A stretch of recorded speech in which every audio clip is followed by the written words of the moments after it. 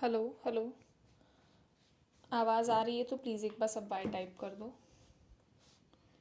अगर मेरी आवाज़ सबको क्लियर है तो प्लीज़ टाइप वाई। क्लास को स्टार्ट करते हैं।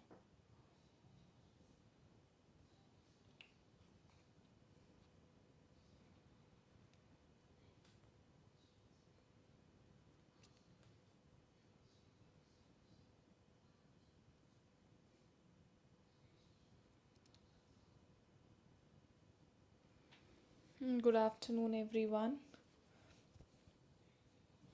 Just let me drop a message in the WhatsApp group.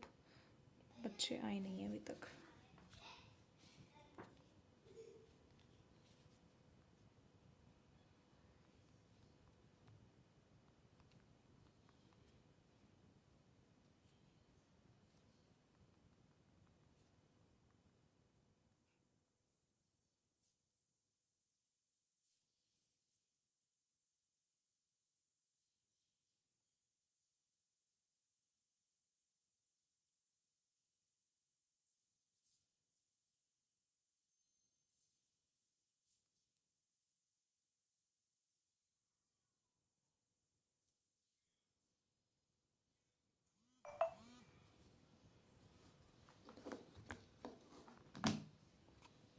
I guess आवाज़ सबको क्लियर होगी। एक क्लास मुझे कंफर्मेशन दे दीजिए, फिर हम क्लास को स्टार्ट करते हैं। आवाज़ क्लियर है, स्क्रीन क्लियर है।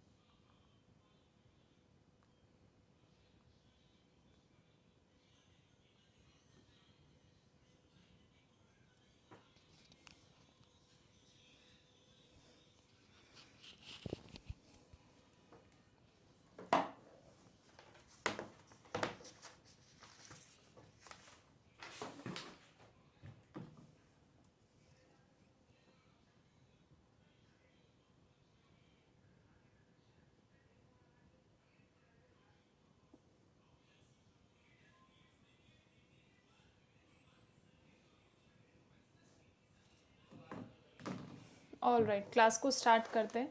कोई ऐसा बच्चा जिसने कल की क्लास ना लगाई और आज सीधा स्किप करके क्लास में आए हो? एनी स्टूडेंट जिसने कल की क्लास नहीं लगाई हो?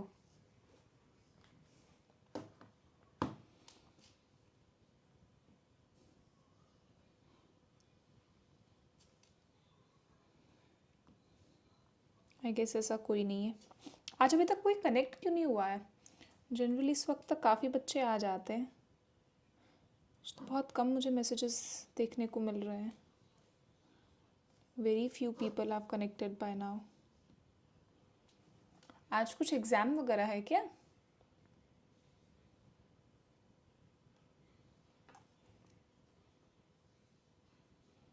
जोश।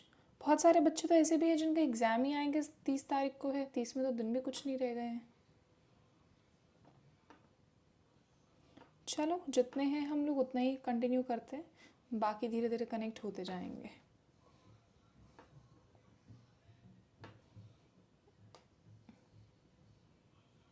Good afternoon, good afternoon. अब पुराने बच्चे आए हैं। निशी, निखिल, रिक। ओके, चलो स्टार्ट करते हैं। कल हमने कुछ चीज़ें डिस्कस की थी। Do you want me to give a recap? कल हमने कुछ आय हाय कल हमने कुछ स्टैंडर्ड टॉपिक्स डिस्कस किए थे जो आ सकते हैं। ऐसे को कैसे लिखना है, ऐसे को कैसे क्यूरेट करना है, वो हमने सीखा था। बॉडी पैराग्राफ, इंट्रो, ये सब सीखा था। आज एक दो और हम इम्पॉर्टेंट चीज़ें सीखेंगे जो एग्ज़ाम के लिए इम्पॉर्टेंट है। स्टार्ट करते हैं लेटर से ही।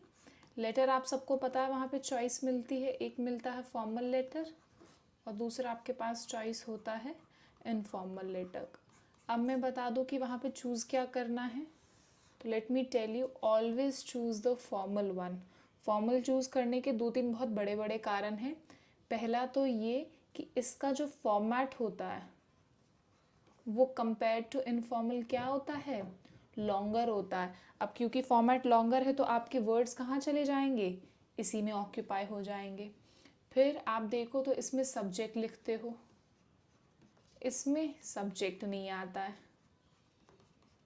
राइट, तो इसमें भी वर्ड्स चले जाते हैं। फिर उसके बाद अगर तुम बात करो स्टार्ट लाइन की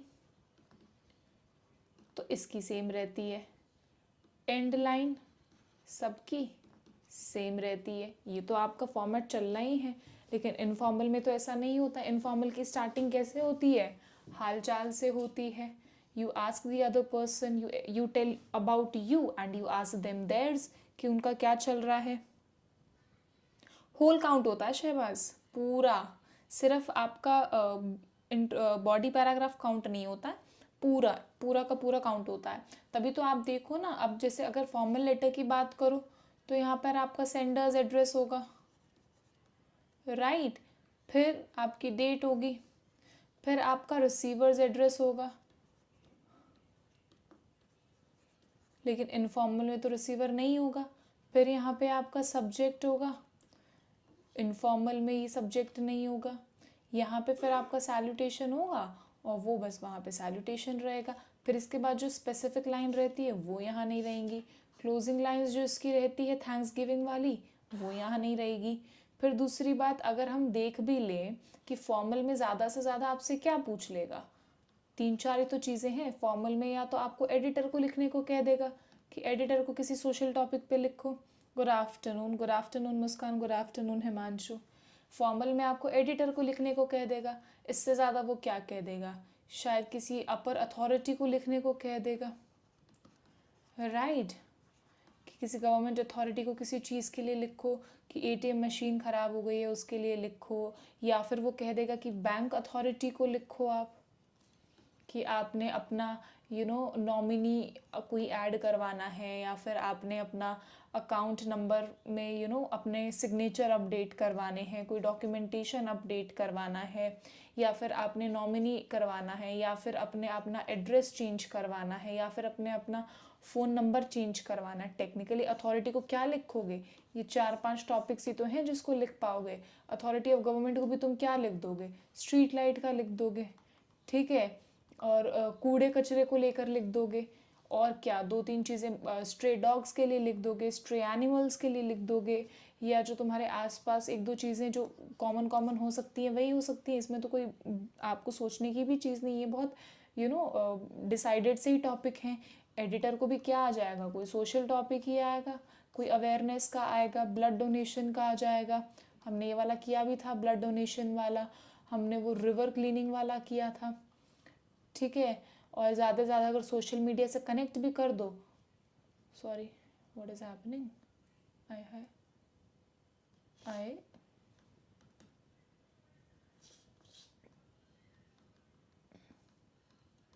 एक्सक्यूज मी, सॉरी, और सोशल से कर भी दो तो ज़्यादा से ज़्यादा क्या आ जाएगा, ब्लड डोनेशन आ जाएगा, यूथ के कोई अवेयरनेस को लेके आ जाएगा, और क्या आ जाएगा, वाटर मैनेजमेंट के लिए आ जाएगा,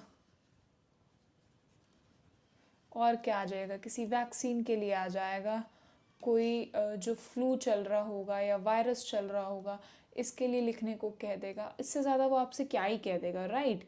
तो ये बहुत ना डिसाइडेड से टॉपिक है, इनको आप बहुत एक बेसिक आइडिया भी आप लेकर चलोगे तो आपके लिए लिखने के पास बहुत आराम से टाइम होगा। क्योंकि as far as I know आपके पास शायद 30-35 मिनट ही होते हैं सब कुछ करने के लिए। इसी में आपको ऐसे भी करना है, इसी में आपको लेटर भी करना है, और प्रैक्टिकली आप सोचो तो दोनों कैसे पॉसिबल है। ये पॉसिबल तभी है, लोकल गवर्नमेंट को अगर लिखना हो तो एक बार रिसीवर का एड्रेस बता दो। बेटा रिसीवर में आपका कोई भी, अगर आप म्यूनिसिपैलिटी को लिख रहे हो तो क्या लिखोगे, वहाँ के जो चेयरपर्सन को म्यूनिसिपैलिटी दिस दिस दिस, फिर सिटी का नाम, लोकल गवर्नमेंट का तो ऐसे ही लिखा जाएगा, आपको वो जो म्यूनिसिपैलिटी ऑफिस का एड्रेस होता है टेक्निकली आपको वो लिखना होगा। Is that clear Himanshu? देखो वही अब 30-35 मिनट में आपके लिए लिखना तभी चीज़ों को आसान होगा जब आपके पास एक आइडिया होगा। आइडिया किस चीज़ का? फ्लो का आइडिया होगा, आउटलाइन का आइडिया होगा कि हाँ मुझे यहाँ से शुरू करना है और ये सब लिखना है। इसलिए कोशिश करो कि जो ये 5-10 टॉपिक्स हैं फॉर्मल के, इनफॉर्मल तो भैया वहाँ चूज़ ही नहीं करना। इनफॉर्मल के मैं रीजंस तुम्हें बता देती हूँ क्यों चूज़ नहीं करने हैं।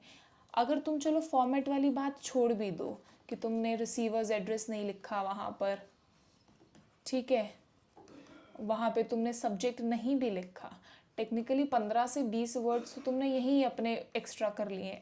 अब देखो बॉडी पैराग्राफ अगर तुम लिखोगे तो तुम्हें नहीं पता टॉपिक कैसा आएगा। टॉपिक हो सकता है दोस्त को आए कि किसी पिकनिक पे गए उसके बारे में बताओ, हो सकता है कि बहुत समय बाद तुमने उसकी सोशल मीडिया पे फ़ोटो देखी या तुम्हें उसकी याद आ गई उस बारे में लिखो, पेरेंट्स को लिखो, अपने एग्ज़ाम्स में तुम फर्स्ट आए, किसी कॉन्टेस्ट में तुम फर्स्ट सेकंड आए उसके बारे में लिखो। अब बात पता है सिर्फ टॉपिक की नहीं है, बात है स्टार्ट कैसे करोगे। स्टार्ट तो चलो सोच भी लिया कि I am very delighted to be writing this letter to you, I hope this letter finds you in good health, चलो यहाँ से शुरू भी कर लिया। फिर उसका एंड भी तुम अलग दो। मेन बात आती है उसका सेंटर पार्ट। सेंटर पार्ट क्या करोगे तुम? स्टोरी फ्रेम करोगे। अब तुम्हें नहीं पता क्वेश्चन कैसा आएगा तो ये स्टोरी फ्रेम क्या करनी होगी, तुम्हें न्यू स्टोरी फ्रेम करनी पड़ेगी। जब तुम कोई चीज़ नई फ्रेम करोगे तो obviously there is a probability कि वहाँ पर तुम्हारे क्या हो, ग्रामर मिस्टेक्स हो जाएं, तुम्हारी स्पेलिंग्स मिस्टेक हो जाएं, क्योंकि वो तुम्हारे लिए टेक्निकली क्या हो रहा होगा, वो तुम फर्स्ट टाइम लिख रहे होगे। और जब भी हम किसी चीज़ को फर्स्ट टाइम लिखते हैं हमारा कॉन्फिडेंस भी लो होता है, हमारा स्ट्रेस भी ज़्यादा होता है, क्योंकि जिस एग्ज़ाम के लिए तुम बैठ रहे हो वो तुम्हारा फाइनल स्टेज है वो एक प्रेशर भी तुम्हारे सर के ऊपर होगा, तो उसको भी आपको भूलना नहीं है। Is that clear to all of you? इसलिए देखो मेरा रिकमेंडेशन तो यही रहेगा कि जो भी आप लिखो, जो भी आप चूज़ करो वो फॉर्मली चूज़ करो। बाकी अगेन इट्स योर चॉइस, वो पर्सनल चॉइस है सबकी, क्या सिलेक्ट करना है फॉर देमसेल्व्स क्या नहीं। But as a teacher what I would suggest is वो यही होगा कि फॉर्मल पे जाओ। Is that clear to all of you?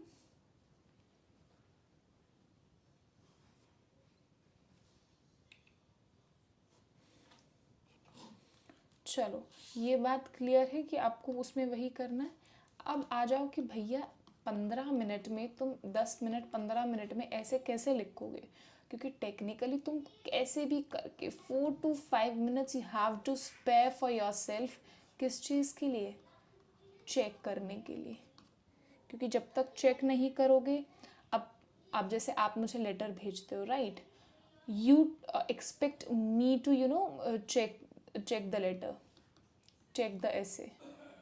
अब उसमें तुम चाहते हो कि मैं ग्रामर चेक भी करूँ, बट एक मैं तुम्हें बहुत नॉर्मल सी बात पूछती हूँ, तुम्हारे अगर एसएससी की बात छोड़ दो, बैंकिंग में जो क्वेश्चंस की लेंथ रहती है वो अच्छी खासी रहती है right, if I am not wrong.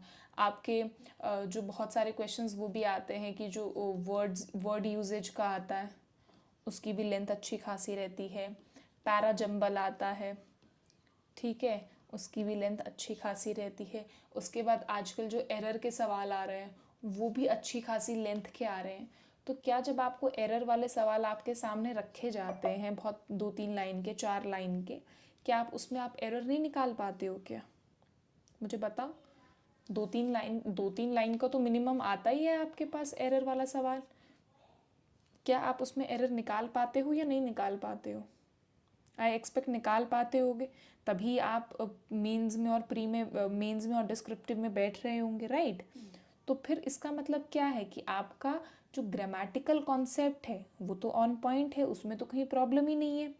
तो जब आप दूसरे के दिए सवाल में से ग्रामेटिकल एरर्स निकाल सकते हो, स्पेलिंग एरर्स निकाल सकते हो, वर्ड यूजेज में वोकैब सही यूज़ हुई है या नहीं हुई है वो निकाल सकते हो, तो आप मुझे ये बताओ जो आपका खुद की लिखी कहानी है आप उसमें क्यों नहीं निकाल सकते हो? अगर उसको थोड़ा सा फोकस के साथ पढ़ोगे तो क्या आप उसमें निकाल नहीं पाओगे क्या एरर कहाँ पर है कहाँ पर नहीं है? बताओ मुझे।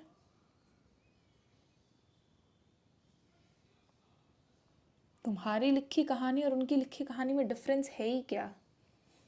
यही कि वो पहले से बन के रहा है और तुमने इंस्टेंटली लिखा है। तो यही चीज़ तो तुम कर लोगे तो आई थिंक सारी प्रॉब्लम का ही सॉल्यूशन हो जाएगा। जैसे तुम, बट उसके लिए क्या चाहिए होगा? ऑब्वियसली टाइम चाहिए होगा। तो कैसे भी करके ये 4 से 5 मिनट तुम्हें बचाने हैं। कोशिश करो 7 to 8 मिनट्स में आपका लेटर डन हो जाए, मैक्स टू मैक्स 15 मिनट्स इसमें तुम्हारा क्या हो जाए, ऐसे डन हो जाए।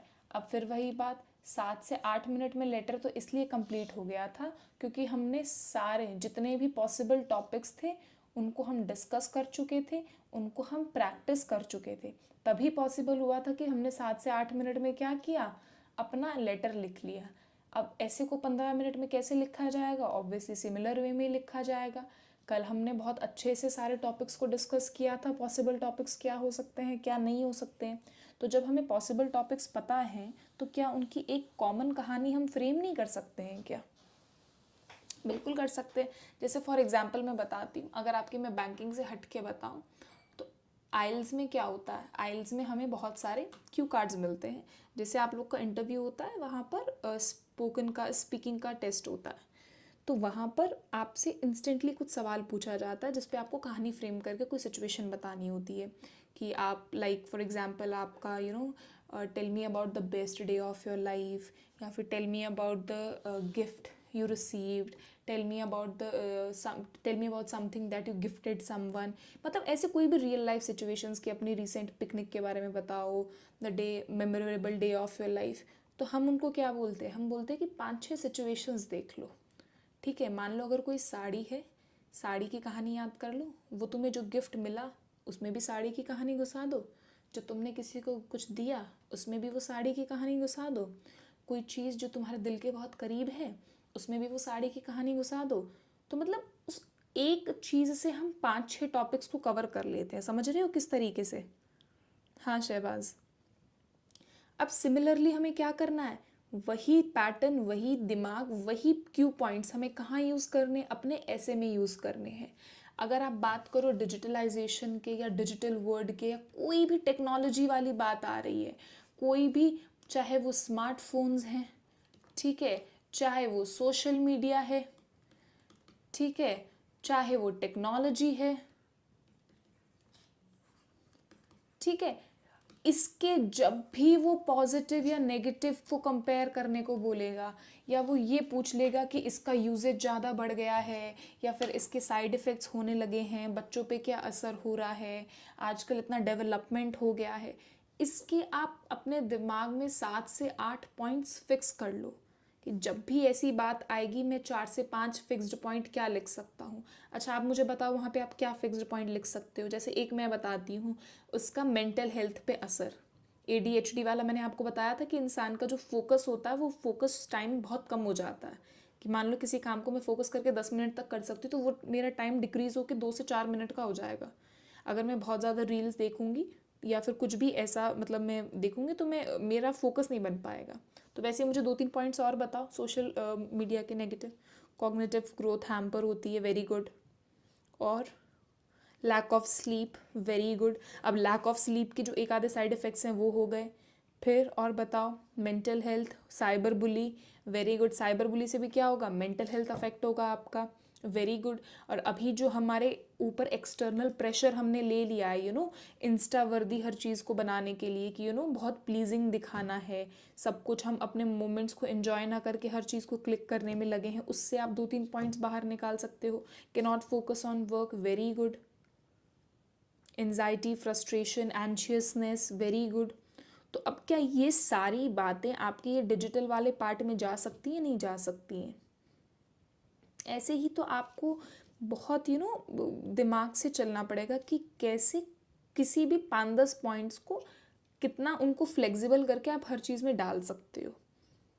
आ रही है बात समझ में? वैसे ही अगर मैं आपसे, चलो ये तो डिजिटल की बातें हो गई, अब अगर मैं साइबर क्राइम की बात कर लूँ, साइबर क्राइम हो गया, साइबर बुली हो गया, कि कुछ भी इन चीज़ों से रिलेटेड, या फिर जैसे जैसे जैसे मैं आपको बताती हूँ वो फ्रॉड्स हो गए, ठीक है, फेक कॉल्स करके जो लोगों से पैसे लिए जा रहे हैं वो हो गया, एटीएम का हमने वो डेबिट कार्ड या फिर वो पिन शेयर वाली चीज़ पड़ी थी, ये सब हो गया। क्या इन सब में एक ही बातें नहीं आ सकती हैं? क्या तुम मुझे बताओ, 2-3 कॉमन पॉइंट्स इनमें निकल सकते हैं, नहीं निकल सकते हैं?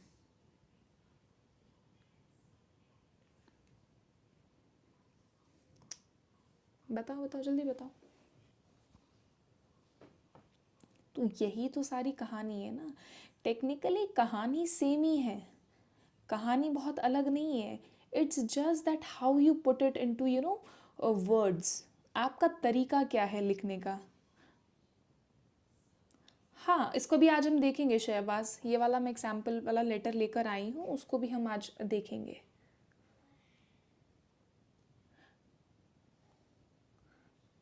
हाँ, ऐसे में आप डेटा डाल सकते हो। उल्टा ये तो बहुत अच्छी चीज़ हो जाएंगी अगर आपने कोई न्यूज़ पढ़ी है, कोई रिपोर्ट पढ़ी है, कोई आपको डेटा का आइडिया है। ये तो मैंने कल की क्लास अगर आप लगाई हो तो मैंने लिखा भी है कि जब भी आप बॉडी पैराग्राफ या फिर इंट्रो लिख रहे हैं, अगर आपको कोई भी डेटा, आपको कोई स्टैटिस्टिक्स, आपको स्टैट्स, आपको कुछ पता है, कोई आपको फैक्ट्स पता है, उससे रिलेटेड कोई कोट पता है, तो उसको कहीं भी डाल दो। हाँ, वहाँ पे वर्ड काउंटर होता है निखिल, नीचे जैसे एमएस वर्ड में या फिर सॉरी एमएस वर्ड में, या आप उसमें नोट पैड में प्रैक्टिस करते हो तो नीचे वर्ड्स लिखे आते हैं ना, उसी तरीके से वहाँ पे भी होता है। आइडिया लग जाता है आपको, वर्ड काउंटर होता है वहाँ पर। और कोई डाउट?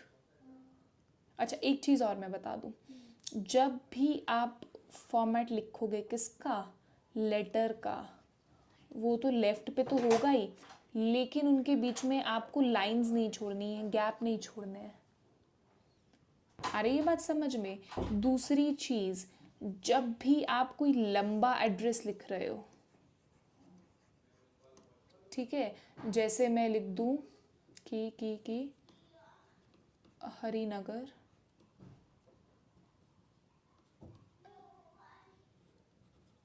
सुभाष नगर, दिल्ली।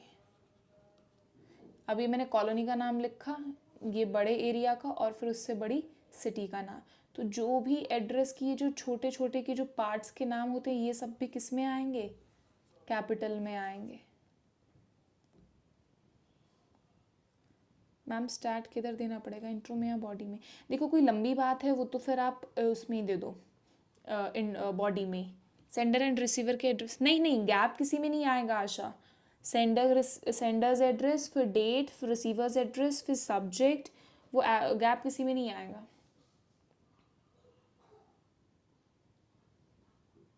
गैप नहीं आएगा। और ये वाली चीज़ कैपिटल वाली तुम्हें समझ आ गई। अब देखो, जहाँ पे भी तुम फुल स्टॉप लगाओगे या फिर कॉमा लगाओगे, इसके बाद हमेशा एक स्पेस रहेगा, स्पेस का बटन देना पड़ेगा तुमको, एक गैप रहेगा कोई वर्ड स्टार्ट करने से पहले, नहीं तो ग्रामेटिकल एरर में काउंट कर देता है। तुमने देखा होगा रेड लाइन आ जाती है नीचे, सॉरी ब्लू लाइन आ जाती है। आई बात समझ में? अगर आपके पास जब पिन कोड लिखते हैं उसके बाद नहीं, तो उसके बाद नहीं आता, वो वहाँ पे ख़त्म हो जाती है बात। ऊपर से तुम स्टार्ट हुए अपना बोलने की, ये कॉलोनी, ये वाला एरिया, ये वाली सिटी, पिन कोड ये, फिर वहाँ तुम्हारी बात ख़त्म हो गई, तो तुम वहाँ पे कुछ नहीं लिखते हो, कॉमा नहीं आएगा उसके बाद। इतनी बात क्लियर हुई है तुम सबको? अब देखो, लेटर में आई एम रियली एक्सपेक्टिंग, क्योंकि मैंने तुम्हें स्टार्ट लाइन भी बता दी है, मैंने तुम्हें एंड लाइन भी बता दी है, सब कुछ मैं तुम्हें लेटर का फॉर्मल का बता चुकी हूँ। इसके बाद तुम ये कोशिश करो कि कैसे 5-6 फिक्स्ड लाइन यूज़ करके तुम्हें लेटर में एनी हाउ 10 out of 10 लाने हैं। It is very easy to score that, मैं सच कह रही हूँ। थोड़ा भी एफर्ट्स डालोगे, थोड़ा भी अपने आप को फ्लुएंट कर लोगे, ग्रामेटिकल मिस्टेक्स, अच्छा जैसे मैंने कल तुम्हें कहा था कि लॉन्गर सेंटेंसेस क्रिएट करो, राइट, कि कंपाउंड सेंटेंसेस बनाओ और कंजंक्शंस का यूज़ करो। अगर तुम्हें लग रहा है कि तुम्हारे बहुत एरर्स हो रहे हैं तो मत बनाओ, छोटे बना लो, लेकिन कोई ग्रामेटिकल एरर उसमें नहीं होना चाहिए। हमारा मेन मोटिव एरर को अवॉइड करना है, ना कि लंबे सेंटेंसेस बनाने। अगर तुम्हें कहीं भी लग रहा है कि सेंटेंस बनाने में कहीं प्रॉब्लम हो रही है, वहीं रुक जाओ। कोई अगर तुम पैसिव में लिख रहे हो कोई सेंटेंस, मतलब सब्जेक्ट तुम्हारा नॉन डूअर है, तो हमेशा वर्ब की थर्ड फॉर्म यूज़ होगी बी के बाद। बी प्लस वर्ब की थर्ड फॉर्म कभी मत भूलना। आ रही है बात समझ में? अब हमेशा आईएनजी जब तुम वर्ब की तरह लगाओगे तो इससे पहले हमेशा हेल्पिंग वर्ब आएगा। अगर आईएनजी बिना हेल्पिंग वर्ब के आ रहा है तो वो जिरेंड रहा होगा, तो वो सब्जेक्ट या ऑब्जेक्ट बन सकता है। सब्जेक्ट या ऑब्जेक्ट दो ही चीज़ें हो सकती हैं, either they can be noun और they can be pronoun. Similarly object भी क्या हो सकता है, दो ही चीज़ें हो सकती हैं, या तो वो नाउन हो सकता है या वो प्रोनाउन हो सकता है।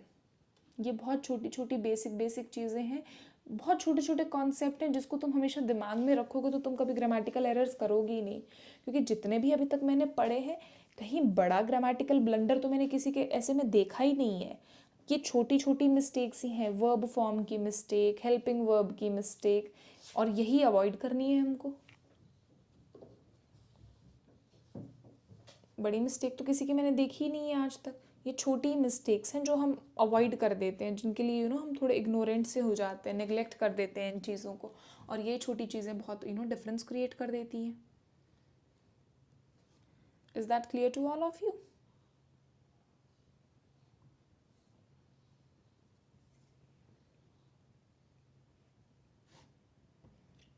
चलो अब इसके बाद आ जाओ।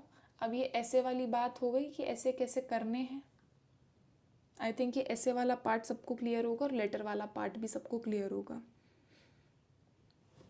अब देखो, जब तुम अपना बॉडी पैराग्राफ लिख रहे हो और तुम्हें मान लो कुछ भी नहीं आता है, तुम बिल्कुल ब्लैंक हो गए हो, तुम कह दो कि मैम मैंने हाथ खड़े कर दिया, अब मुझसे कुछ नहीं लिखा जाएगा, तुम कुछ मत करो। जो तुम इंट्रोडक्शन लिख रहे हो, जो तुम्हें क्वेश्चन मिला है, उसी को तोड़ मरोड़ के दूसरी भाषा में इंट्रोडक्शन में वही सेम लाइन लिख दो। ठीक है? फिर जब बॉडी पैराग्राफ की बात आ रही है तो उसकी अच्छाई लिख दो, फिर एग्जाम्पल दे दो एविडेंस के तौर पे, फिर दो उसकी बुराई लिख दो, फिर एग्जाम्पल दे दो कि ये क्यों बुरी है, और फिर इसी की एक समरी लिख दो, किसमें? कंक्लूजन में। That is it. अगर तुम्हें कुछ नहीं भी आ रहा तो सिर्फ इतना ही काम कराओ, that will do good for you. ना से बेहतर है कि तुम इतना लिखाओ, तब भी तुम्हारे बहुत आराम से 8 से लेके 12 नंबर के बीच में आराम से आ जाएगा तुम्हारा। सॉरी, कितना 15 नंबर का होता है ना, 7 से 8 नंबर बहुत आराम से आ जाएंगे तुम्हारे, अगर तुम कुछ नहीं भी लिख पा रहे हो और सिर्फ यही लिख दो तो भी।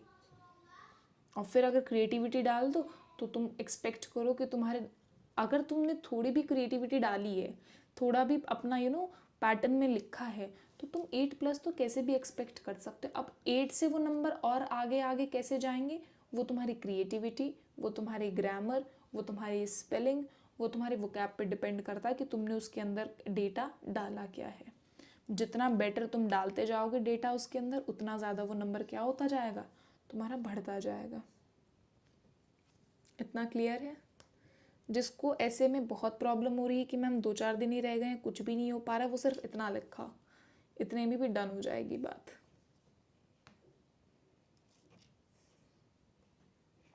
Is that clear to all of you? If yes तो प्लीज़ बाय टाइप कर दीजिए।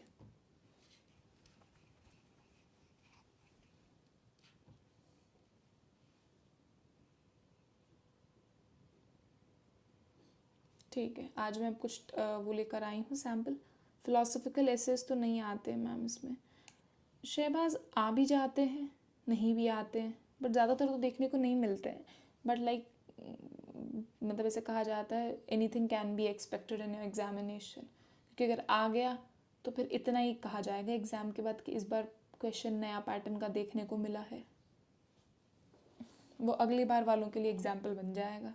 तो तुम अपनी तरफ से तैयार ही रहो पहले से ही।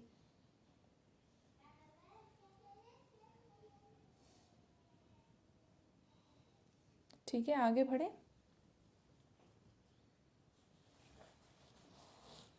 देखो मेन 4-5 तो जो हमने टॉपिक डिस्कस किए थे वो तो कर ही लिए थे। एआई वाला हो गया, एआई का या तो पॉजिटिव कह देगा या एआई को नेगेटिव में पूछ लेगा कि अगर नेगेटिव है तो वो ह्यूमंस के लिए थ्रेट है, अगर वो पॉजिटिव है तो वो ये कह देगा कि ह्यूमंस के लिए एडवांसमेंट्स है या फिर ह्यूमन की एडवांस नॉलेज का एग्जाम्पल है, तो वो ये बोल देगा। और उसके बाद क्लाइमेट चेंज बहुत बड़ा वो है, क्योंकि अभी तुम टेक्निकली देखो तो बहुत इस पे चर्चा चल रही है। हर दूसरे तीसरे दिन तुम्हें कहीं ना कहीं इस पे कोई आर्टिकल मिल जा रहा है, एडिटोरियल आ जा रहा है, तो ये तुम्हारा बहुत। और अभी तो क्योंकि तुम इस बार देखो तो सर्दी उस हिसाब से पड़ी नहीं है, ठीक है, नवंबर एंड आ गया, ऑलमोस्ट ख़त्म ही हो गया, और अभी तक इतनी हाई टेम्परेचर रह रहा है, तो there is a very high possibility कि क्लाइमेट चेंज पे ही आ जाए, क्योंकि ये सब क्यों हो रहा है, क्लाइमेट चेंज की वजह से ही हो रहा है। तो ऐसे तुम आसपास तुम करंट चीज़ें देख लो कि आसपास चल क्या रही हैं, और फिर वहीं से तुम एक्सपेक्ट कर सकते हो। पेपर कभी बाहर से नहीं आता है। इनफैक्ट जिन बच्चों के जैसे एसएससी का भी एग्ज़ाम होता है, वहाँ पे स्टैटिक जीके आती है, टेम्पल्स एंड ऑल, वो कहाँ से आती है, कभी करेंसी, कभी लैंग्वेज, कहीं का कुछ, कहीं के वाइल्ड लाइफ, कहीं के forest, national parks, wild life centuries, वो सारा डिपेंड करता है कि करंट के टॉपिक चल क्या रहे हैं। अगर कोई नया मंदिर बना है, कोई धार्मिक चीज़ें हो रही हैं, तो वो मंदिरों के बारे में स्टार्ट से पूछ लेगा। अगर कोई वैसा चल रहा है, एनिमल्स को लेके कुछ चल रहा है, कोई जैसे लास्ट टाइम हुआ था कि किसी दूसरी कंट्री से हमारे यहाँ पर टाइगर्स भेजे गए थे, अगर वैसी कोई चीज़ हो गई है तो वो नेशनल पार्क्स, टाइगर्स, एनिमल्स वगैरह के बारे में पूछ लेगा।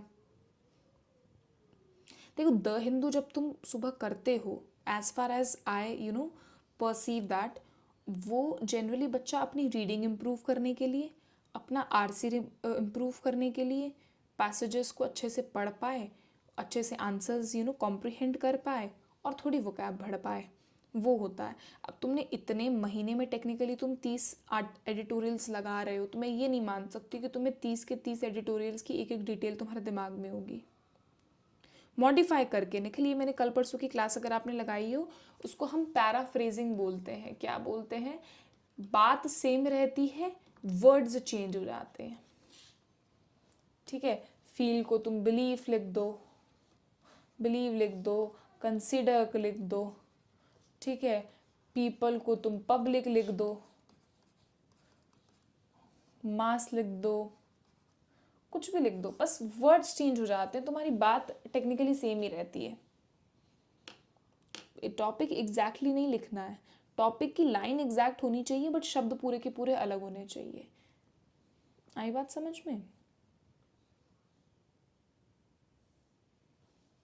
गिफ्ट है तो प्रेजेंट लिख दो, तो वही चीज़ें हैं। चलो अब आज मैं 2 लेटर्स लेकर आई हूँ, इम्पॉर्टेंट वाले टाइप के थोड़े, उसको रीड करते हैं। यहाँ पे तुम्हारा एड्रेस आएगा, city, state, pin code, then comes the date, then comes the editor, newspaper का नेम, न्यूज़पेपर का एड्रेस, और फिर सिटी जहाँ पर तुम भेज रहे हो। Then comes your subject, subject में जैसे need for better waste management in our city, जो भी आपका सब्जेक्ट है वो वहाँ पे लिख दीजिए। Dear sir, madam.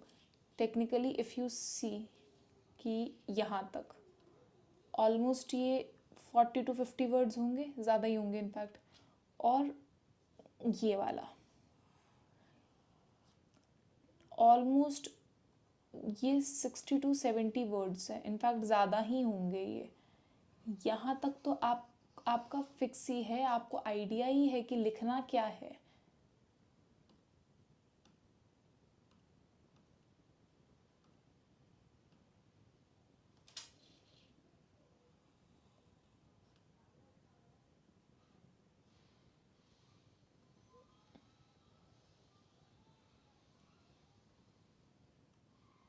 आज हमने कुछ नई चीज़ सीखी। यहाँ से यहाँ तक और यहाँ से यहाँ तक, इतना तो तुम टेक्निकली इफ़ यू सी तो ये तो तुम्हारा फिक्स ही है। ऑलमोस्ट हाफ जो तुम्हारी वर्ड लिमिट है वो तो फिक्स्ड चीज़ों से ही क्लियर हो जाएगी। उसके बाद बचता ही कितना है, बीच की ज़रा चीज़ें, और उस बीच की ज़रा चीज़ों में तुम क्या लिखते हो, जो तुम्हारा सवाल है उस पर 4 लाइनें लिखते हो।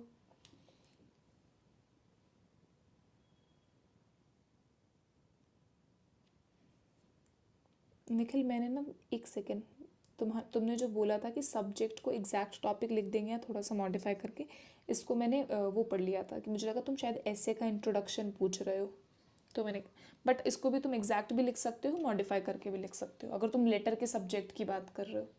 आई डोंट नो कैसे मैंने उसको पता नहीं क्यों इंट्रो समझ लिया था ऐसे का। देखो टेक्निकली तुम्हारे ऑलमोस्ट 70 to 80 वर्ड्स 150 में से तो इसी में ही हो गए, तो जो आधे नंबर है वो तो तुम्हें सीधा ही मिल जाएंगे, 6 से 7 नंबर 8 नंबर तो यहीं मिल जाएंगे, ऊपर के 2-3 नंबर हैं वो तुम लिख के ले ही आओगे। अब देखो यहाँ पे स्टार्ट करो, ये भी लाइन हमेशा सेम ही रहती है, I am writing to express my concern regarding this, जो भी इशू है, which I believe deserves immediate attention and action. इससे पहले आप एक लाइन ऐड कर सकते हो, वही वाली, थ्रू योर एस्टीम्ड न्यूज़पेपर वाली, through the columns of your esteemed newspaper.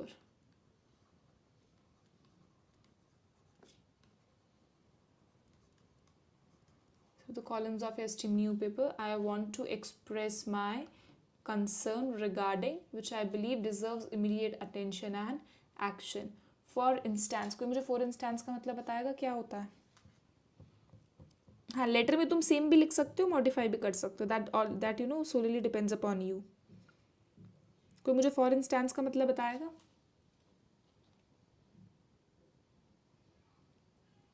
नहीं, राइट नाउ नहीं होता। Example, very good. For example को ही फॉर इंस्टेंस बोलते हैं। फॉर एग्जाम्पल लिख लो या फिर फॉर इंस्टेंस लिख लो। फॉर एग्जाम्पल, फिर यहाँ पे तुम अपना एग्जाम्पल कोई भी लिख कर, this has caused so and so issues and if left undressed the situation में वर्सन। तो यहाँ पे क्या कर दिया तुमने, एग्जाम्पल और उसके कंसर्न्स लिख दिए। I believe it is crucial to, यहाँ पे तुम अपना सॉल्यूशन लिख दो, authorities organisations and citizens must work together to, फिर यहाँ पे अपनी बात लिख दो। तुम्हें याद है ये तो एडिटर वाले का टेम्पलेट हो गया। मैंने एक टेम्पलेट तुम्हें कंप्लेन वाले का भी दिया था, एक मैंने तुम्हें इनफॉर्मल का भी दिया था। अगर तुमने एग्जैक्ट लाइंस भी लिखा होगे ना तो भी तुम्हारे आउट ऑफ मार्क्स आ जाएंगे। I kindly urge you to publish this letter in your esteemed newspaper to raise awareness about this critical issue. Public discussion and participation are vital to bring about meaningful change. Thank you for considering my letter. I hope it helps shed light on this pressing matter. कितनी अच्छी line है. I hope it helps shed light on this pressing matter and inspires action from the concerned parties. Technically, if you see, यहाँ तक ही तुम्हारा fixed है. बीच में तो तुमने एक एग्जाम्पल और उसका सॉल्यूशन ही तो लिखना है तुम्हें अपनी तरफ से, बाकी तो सारा एग्जाम पूरा लेटर ही फिक्स्ड है, क्या लिखना है, तो इसमें तो कहीं मार्क्स कटेगा ही नहीं तुम्हारा। इतना क्लियर है? आगे बढ़े। क्लियर है तो आगे बढ़े।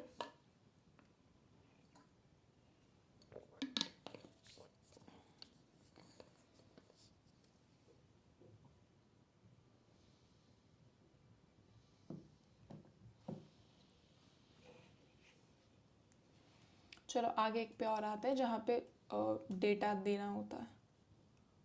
मैंने वो लिखा था,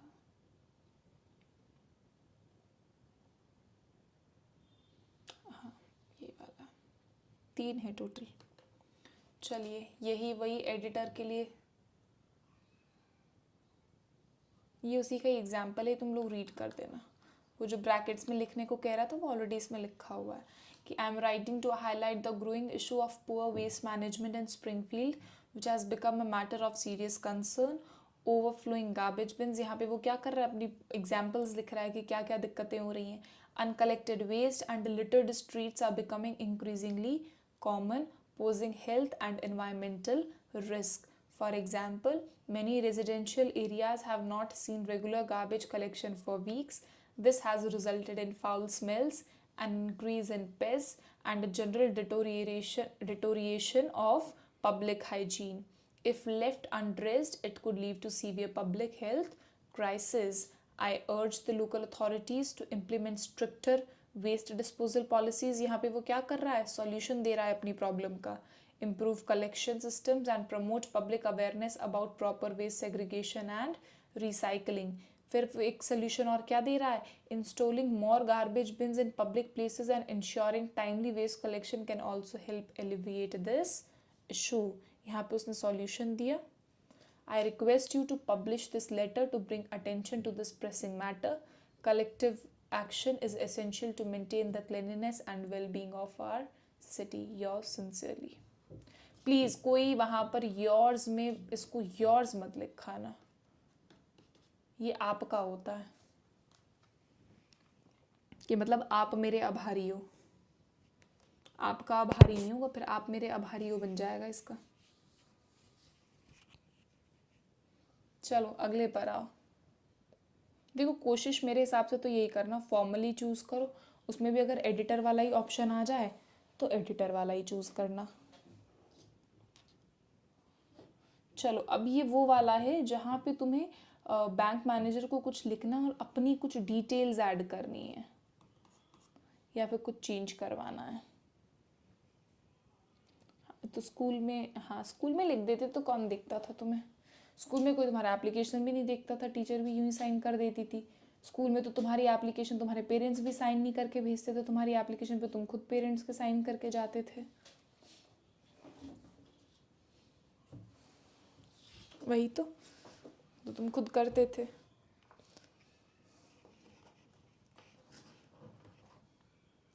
देखो चलो वही सब कॉमन रहेगा. सेंडर्स एड्रेस, मैनेजर जिसको लिख रहे हो, फिर रिसीवर का address, subject, office, salutation.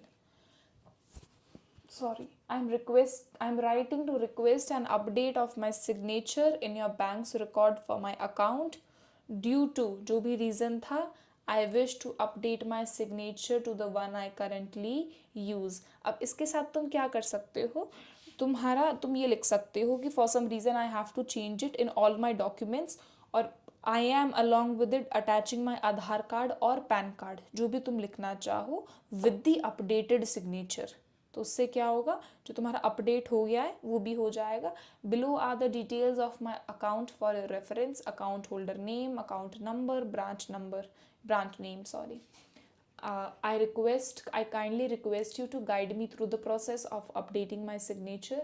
I am ready to provide all necessary documents including an identity proof and a specimen of my new signature. नहीं तो अगर तुम ये भी कर सकते हो directly that I am attaching my identity proof, that is either Aadhaar card और PAN card with the document below, और यहीं पे इसके नीचे ही तुम क्या लिख सकते हो, ओल्ड सिग्नेचर तुम्हारा जो था और फिर जो न्यू सिग्नेचर जो तुम्हारा होने वाला है, तो वो भी तुम वैसे भी लिख सकते हो.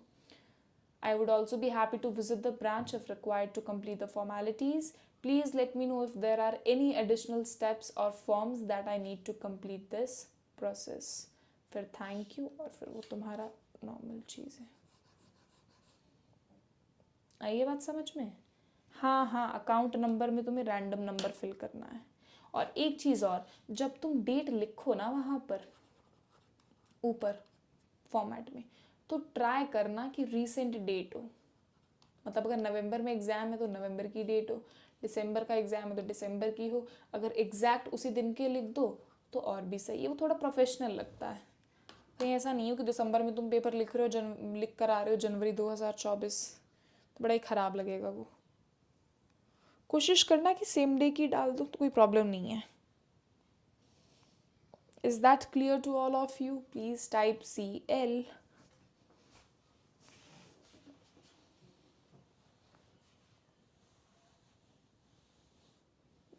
जैसे जैसे एग्ज़ाम आता है मैंने लोगों में एंजाइटी बढ़ती देखी, स्ट्रेस बढ़ता देखा कि बच्चे अरे एक साथ 10-10 क्लासेस अटेंड कर रहे हैं.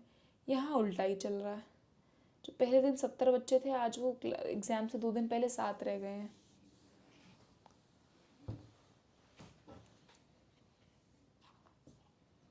और फिर यही बच्चे ग्रुप में आके बोलेंगे कि क्लास ना देखनी पड़े, कि मैम ने जो ऐसे का लेटर टॉपिक दिया है और जो उसका टॉपिक दिया है वो बता दो। हाँ 7 ही है। और इस क्लास को अब 8 हो गए। इस क्लास को ऑलमोस्ट दिन के एंड होने तक 1000 बच्चा देख चुका होता है 24 आवर्स में।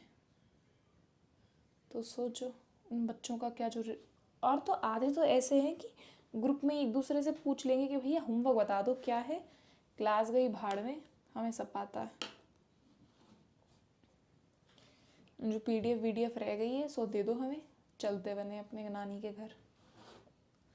चलो आगे बढ़ो, एक क्लास पढ़ते हैं। बस आज के लिए इतना ही। चलो क्लास को फिर आज जल्दी रैप करते हैं। मैंने तुम सबको टॉपिक्स तो भेज दिए हैं, डिस्क्रिप्टिव की मैंने पीडीएफ भेज दी हैं ऑलमोस्ट 109 पेजेस की। अगर कोई बच्चा आज क्लास में नया है, पहली बार क्लास लगा रहा है, वो 9141459000 पे मुझे व्हाट्सएप पे मैसेज ड्रॉप कर दीजिएगा, hi....descriptive। ग्रुप में ऐड कर लिए जाओगे। ग्रुप में डेली क्वेश्चंस भेजे जाते हैं, चेक किए जाते हैं। अगर चेक नहीं भी होता तो जैसे मैंने आपको बताया है, जैसे आप एरर के सवाल करते हो, पैरा जंबल करते हो, उसी तरीके से प्लीज़ सेल्फ चेक करने की भी कोशिश करें। आई होप क्लास आपको पसंद आया होगा। ध्यान रखिए अपना, पढ़ते रहिए। मिलते हैं कल। Bye bye.